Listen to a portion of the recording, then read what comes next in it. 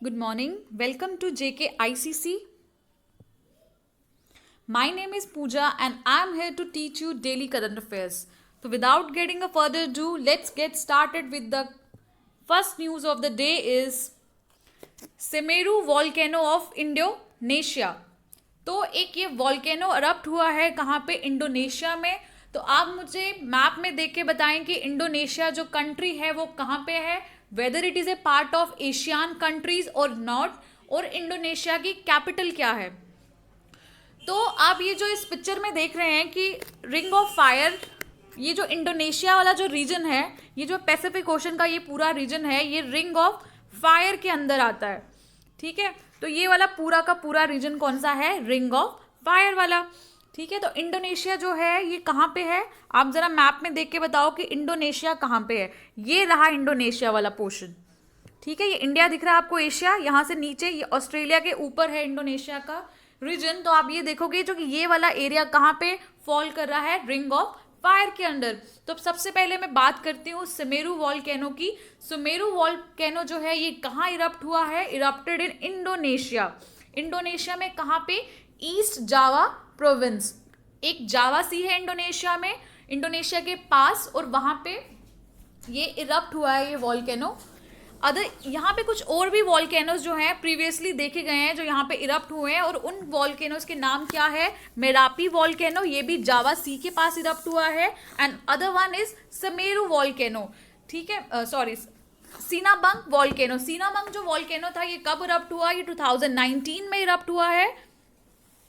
तो समेरू जो वॉल्केनो है इसको क्या बोला जाता है, द ग्रेट माउंटेन भी बोला जाता है। क्यों इसको ग्रेट माउंटेन बोला जाता है, because it is the highest volcano in Java and it is one of the most active volcano in our world. ये एक बहुत ज्यादा ही एक्टिव वॉल्केनो है। तो मैं बात करती हूँ इंडोनेशिया के। इंडोनेशिया में सबसे ज्यादा maximum number of active volcanoes हैं वर्ल्ड के, एंड जो इंडोनेशिया का रीजन है, and it is prone to seismic upheaval due to its location on the Pacific ring of fire. क्यों, क्योंकि ये जो इसकी इंडोनेशिया की लोकेशन है ये कहाँ पे है, पैसिफिक रिंग ऑफ फायर के पास है। तो इसीलिए ये जो वॉल्केनोस हैं सबसे ज़्यादा जो एक्टिव वॉल्केनोस है ये यहाँ पे इरप्ट होते हैं। तो मैं बात करती हूँ व्हाट इज वॉल्केनो, वॉल्केनो है क्या। आपके ज्योग्राफी, इंडियन ज्योग्राफी में जो वॉल्केनोस का टॉपिक है ये बहुत इंपॉर्टेंट है। उसमें आप पढ़ोगे कि यहाँ अगर आपने पढ़ चुके हो तो उसमें आपको पता होगा कि कितने टाइप्स के वॉल्केनोज होते हैं। तो कितने टाइप्स के वॉल्केनो होते हैं, एक्टिव वॉल्केनो, ठीक है, first is active volcano, second is dormant volcano. तो ऐसे ही क्या होते हैं, 3 टाइप के वॉल्केनोज हैं। अब मैं बात करती हूँ इंडिया में, और थर्ड टाइप है एक्सटिंक्ट वॉल्केनो। तो इंडिया में क्या कोई एक्टिव वॉल्केनो है, तो ये बहुत इंपॉर्टेंट क्वेश्चन बनता है आपके एग्जामिनेशन पॉइंट ऑफ व्यू में। यस, इंडिया में एक एक्टिव वॉल्केनो है। कहाँ पे है वो, it is in Andaman and Nicobar, और उस वॉल्केनो को क्या बोला जाता है, बैरन आइलैंड। तो ये आप नोट डाउन कर लिए, ये बहुत इंपॉर्टेंट है आपके एग्जामिनेशन पॉइंट ऑफ व्यू से। तो हमारी जो जो अर्थ है, आपको पता है अर्थ के 3 पार्ट्स हैं। जैसे अर्थ के 3 पार्ट कैसे हैं, इंटीरियर पार्ट्स जो अर्थ के कौन कौन से हैं, क्रस्ट, मेंटल एंड कोर। जो लावा जो है ये लावा कहाँ से निकलता है, ये मेंटल से निकलता है। ठीक है, जो मेंटल कौन सा एक हमारा इनर पार्ट है हमारे अर्थ का, वहां से लावा फॉर्म होता है और एक वेंट के थ्रू जो है लावा निकलता है। एक्चुअली में क्या था, जब मेंटल के अंदर, अर्थ के अंदर होता है तब इसको मैग्मा बोलते हैं, और जब बाहर निकलता है तब इसको हम लावा बोलते हैं। ठीक है, तो ये आपके एक जोग्राफिकल पॉइंट ऑफ व्यू से वॉल्केनोज बहुत इंपॉर्टेंट है। तो आपसे ये कुछ लोकेशंस पूछी जाती हैं कि रिंग ऑफ फायर जो है वो कहाँ पे है, या इंडोनेशिया कहाँ पे है, इंडोनेशिया की कैपिटल कहाँ पे है। ये आपसे ऐसे क्वेश्चन पूछा जाएगा कि समेरू वॉल्केनो जो है वो कहाँ पे लोकेटेड है।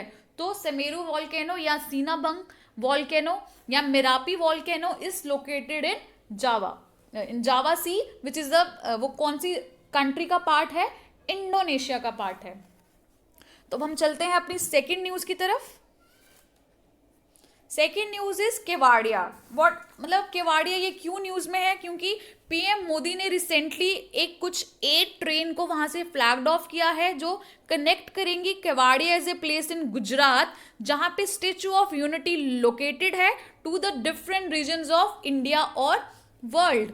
ठीक है, तो केवाड़िया अगर आपसे पूछा जाता है इज ए प्लेस कहाँ पे है, वो जगह कहाँ पे है, गुजरात में है। और गुजरात जो है क्यों ये यहाँ पे ये स्टैचू ऑफ यूनिटी बनाया गया था, स्टैचू ऑफ, पहले तो आप मुझे कमेंट सेक्शन में बताएं कि स्टैचू ऑफ यूनिटी जो है ये किसका स्टैचू है और क्यों इस स्टैचू ऑफ यूनिटी, इस स्टैचू को स्टैचू ऑफ यूनिटी बोला जाता है। तो मैं आपको बता दूं कि ये स्टैचू ऑफ यूनिटी किसका है, सरदार वल्लभ भाई पटेल का। और सरदार वल्लभ भाई पटेल को क्या बोला जाता है, आयरन मैन ऑफ इंडिया। ठीक है, तो हुआ क्या था, आफ्टर द इंडिपेंडेंस इन्होंने बहुत सारी प्रिंसली स्टेट्स को इंडिया के साथ मिलाया था। ठीक है, यूनाइट किया था, तो इसीलिए इनके नाम पे इनका जो स्टेचू है उस स्टेचू को बोलते हैं Statue of Unity which is placed in Kevadia and Kevadia is a region in Gujarat. और गुजरात की कैपिटल क्या है वो आप कमेंट सेक्शन में लिख के बताएं, गुजरात की कैपिटल क्या है। ओके, तो अब हम चलते हैं थर्ड न्यूज की ओर।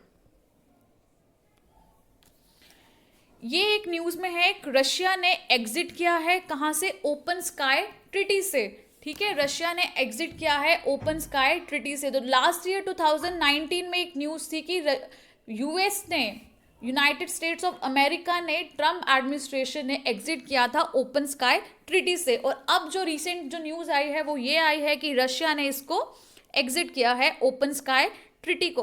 अब मैं सबसे पहले बात करती हूँ कि ओपन स्काई ट्रीटी है क्या। ओपन स्काई ट्रीटी बेसिकली ये अकॉर्ड है किसके बीच में, बिटवीन, ठीक है, किसके बीच में, 30 कंट्रीज के बीच में, जो अलो करते हैं participant to fly unarmed reconnaissance flight over any part of their fellow member state. तो ये जो थी ये कब शुरुआत हुई, ये इसकी जो शुरुआत हुई है यूएस के प्रेसिडेंट थे उन्होंने इसकी शुरुआत की थी। तो बाद में जब ये ट्रिटी जो थी ये आई कब इंडिया में, सॉरी ये ट्रिटी जो है ये कब फॉर्म हुई, ये it went into effect in 2002 and had signatories including the key player of US and Russia. तो इस ट्रिटी में कौन कौन मेंबर्स हैं, इस ट्रिटी में मेंबर्स जो हैं कुछ 30 मेंबर्स कंट्रीज हैं इस ट्रिटी की। और ये जो सबसे पहले प्रपोज की गई इन 1955 में, 1955 में इसको प्रपोज किया गया by the former US president जिनका नाम था डॉइट। ठीक है, फॉर्मर यूएस प्रेसिडेंट जिनका नाम था डॉइट, एज अ मीन्स किसके लिए, to deescalate the tension during cold war. Cold war में यूएसए और रशिया जो थे वो 2 पोल्स बने थे, बाकी मोस्ट ऑफ द कंट्रीज इनकी सैटेलाइट्स बनी थी। तो इन कोल्ड वॉर के दौरान एक ट्रस्ट डेफिशिएट था बिटवीन मेनी कंट्रीज। तो उस ट्रस्ट डेफिशिएट को हटाने के लिए या टेंशन को डी एस्केलेट करने के लिए ये जो ट्रिटी थी ये जो थी ट्रिटी फॉर्म करना चाहते थे ये यूएस के प्रेसिडेंट। बट ये जो ट्रिटी थी इसका जो landmark treaty was eventually signed in 1992 में।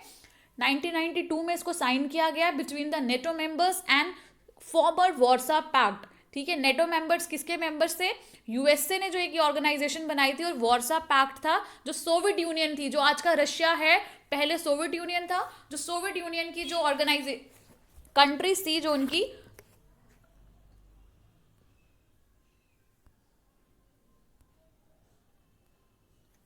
सोवियत यूनियन की कंट्रीज के अंदर एक पैक्ट था जिसका नाम था वार्सा पैक्ट। ठीक है, उनके बीच में ये जो ट्रिटी थी ये साइन की गई। और बाद में ये ट्रिटी जो है कब इफेक्ट में आती है, 2002 में। और इसके जो की प्लेयर्स हैं वो कौन कौन है, USA and Russia. Now the next is what is the aim of the open sky treaty. Open sky treaty की एम क्या है, टू बिल्ड कॉन्फिडेंस बिल्ड करना among members through mutual openness, thus reducing the chances of accidental war। तो मैं इस treaty की बात करती हूँ। जब कोल्ड वॉर हो रहा था, लेट्स से कोल्ड वॉर का टाइम था, तो एक कंट्री ये है, दूसरी कंट्री ये है। ठीक है, यूएसए है और एक रशिया है। तो यहाँ पे यूएसए का कोई प्लेन है यहाँ से जा रहा है रशिया की ओर। ठीक है, और सेकंड ये प्लेन जो है कौन सा है जिसमें पैसेंजर प्लेन होता है, तो आपको इतना पता होगा कि कोई भी पैसेंजर प्लेन अगर जैसे कोई अगर इंडिया के टेरिटरी से एयर स्पेस अगर इंडिया की टेरिटरी की कोई यूज़ करता है तो वो जो उसमें फीस लगती है, ठीक है। फ्री कोई कंट्री जो है किसी भी कंट्री की आउटर स्पेस को यूज़ नहीं कर सकता, उसके लिए फीस लगती है।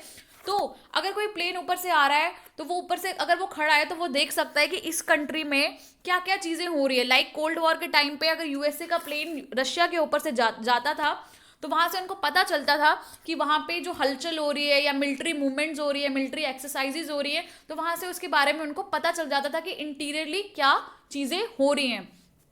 तो इसको उस टेंशन को डीएस्केलेट करने के लिए अब इसमें जो था रशिया को भी तो प्रॉब्लम हो सकती है ना कि ये प्लेन बार बार यहाँ पे हमारी जो ओपन स्काई पे क्यों उड़ रहा है, तो उसी टेंशन को डीएस्केलेट करने के लिए इन्होंने ये ट्रिटी साइन की जिसका नाम था ओपन स्काई ट्रिटी, ताकि ये टेंशन को डीएस्केलेट कर पाए। डीएस्केलेट मतलब कम कर पाए दोनों के बीच में। और 30 मेंबर्स कंट्रीज ने इसको साइन किया। अब इसमें क्या था कि अगर कोई भी कंट्री है अगर वो इस ट्रिटी की मेंबर है, ठीक है, अगर कोई भी एक कंट्री है वो इस ट्रिटी की मेंबर है, तो मेंबर स्टेट क्या कर सकते हैं, can spy on any part of the host nation with the letters consent. Member country क्या कर सकते हैं, स्पाई कर सकते हैं किसी भी पार्ट के होस्ट नेशन पे और उसमें उसका कंसेंट चाहिए, ठीक है। तो कंट्री क्या कर सकती है, a country can undertake aerial imaging over the host state after giving कितने आवर्स का नोटिस, 72 आवर्स के नोटिस के बाद। जो इन्फॉर्मेशन गैदर करेंगी, कौन कौन सी इन्फॉर्मेशन गैदर कर सकती है, जैसे ट्रूप्स की कितनी मूवमेंट हो रही है, अगर कोई मिलिट्री एक्सरसाइजेज चल रही हैं कि नहीं, मिसाइल डिप्लॉयमेंट्स, तो ये सब आपको क्या करना पड़ेगा, शेयर करना पड़ेगा between the different member state.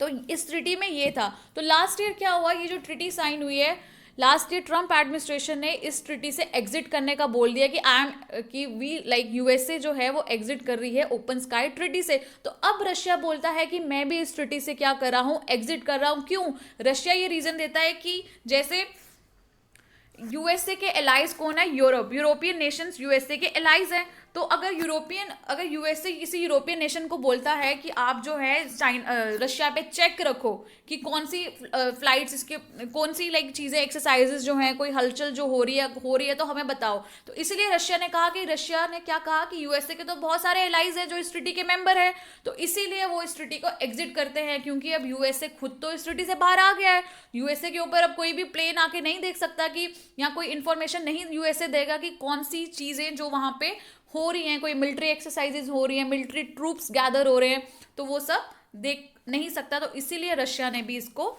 Exit कर दिया। अब बढ़ते हैं next news of the day. Next news of the day is jallikattu.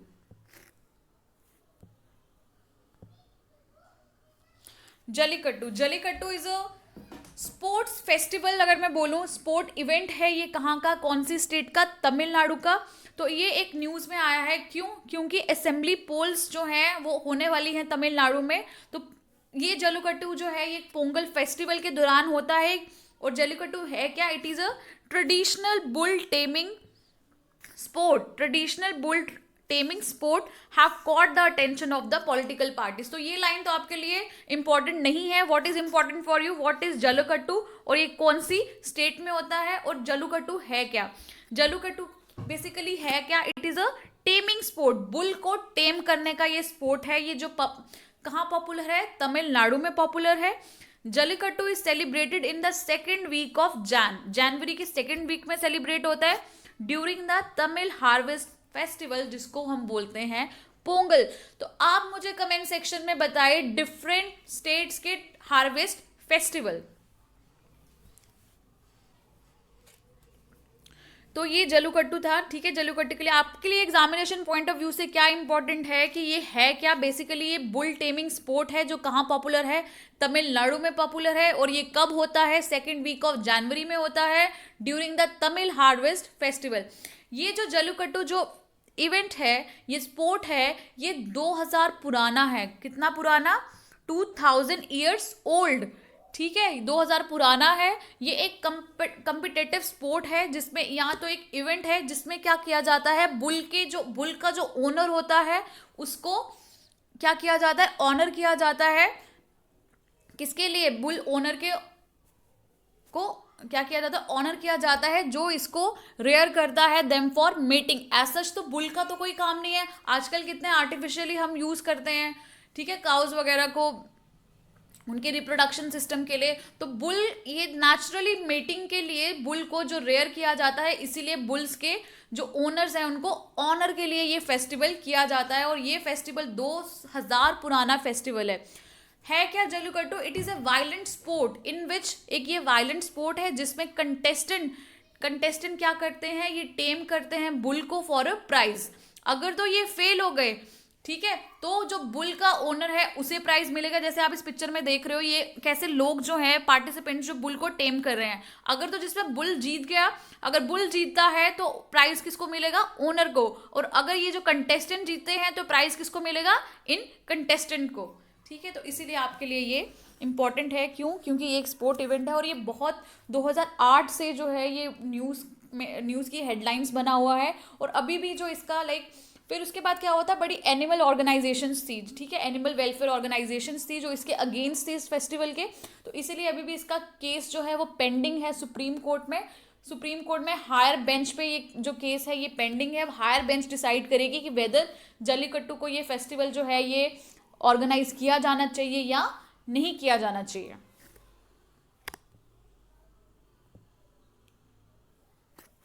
Now the next news of the day is Payment Infrastructure Development Fund PIDF scheme. ये एक scheme है जो launch किसने की है? आरबीआई ने लॉन्च की है। तो ये स्कीम बेसिकली है क्या? सबसे पहले मैं बात करती हूँ,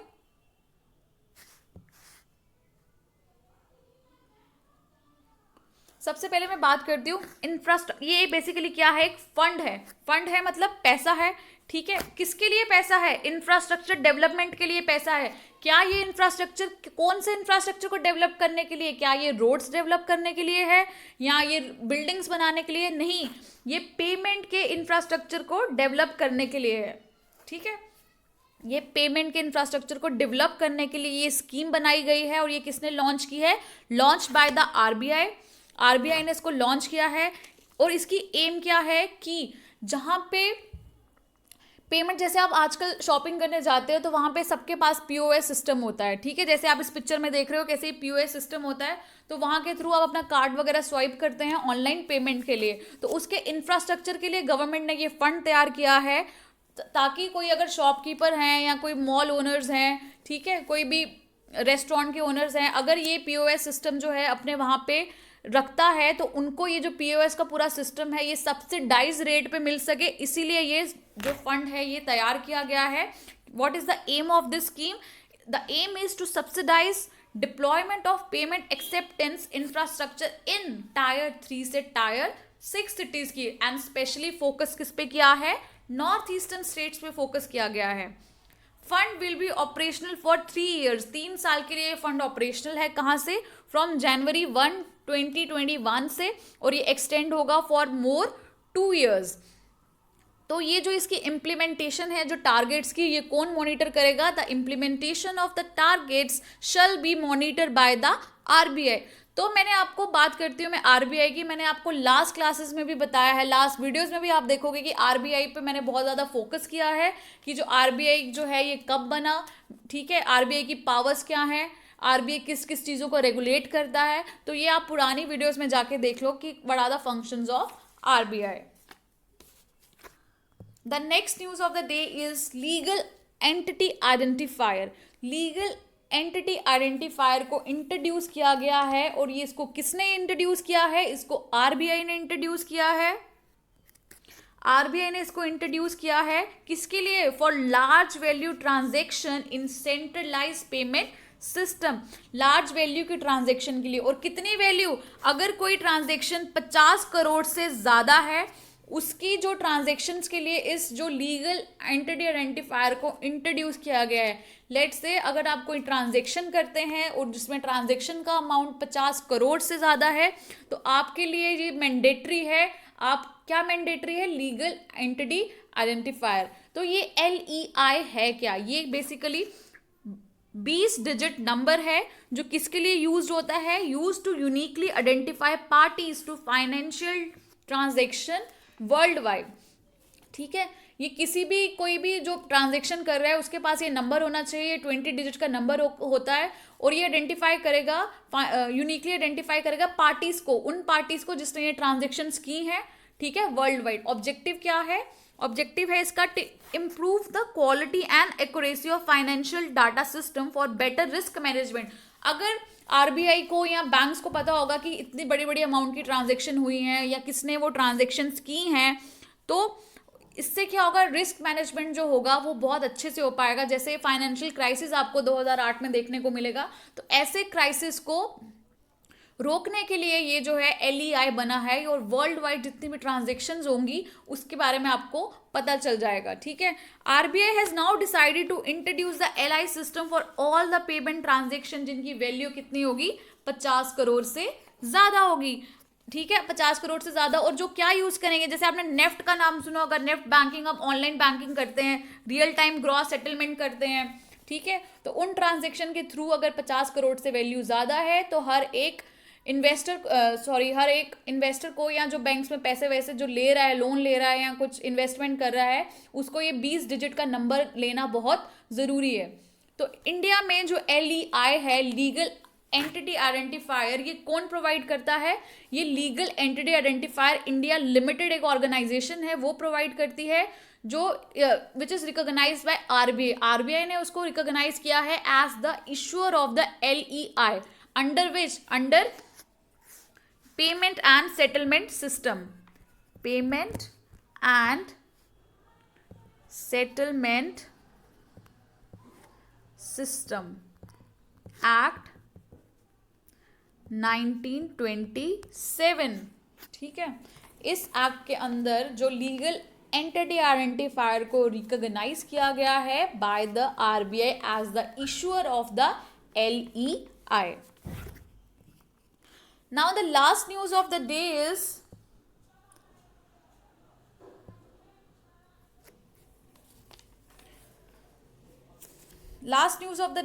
कल ही एक क्रिकेट मैच हुआ है बिटवीन ऑस्ट्रेलिया एंड इंडिया, और इंडिया ने जो है वो जीत लिया है वो test match. Rishabh Pant heroics help India conquer, ठीक है, fortress Gabba clinch series by 2-1, ठीक है। इंडिया ने ये सीरीज जीत ली है ऑस्ट्रेलिया में, और इंडिया जो है अब वो नंबर 1 टेस्ट क्रिकेट टीम जो है वो वर्ल्ड की हो गई है। So that's all for today, thank you.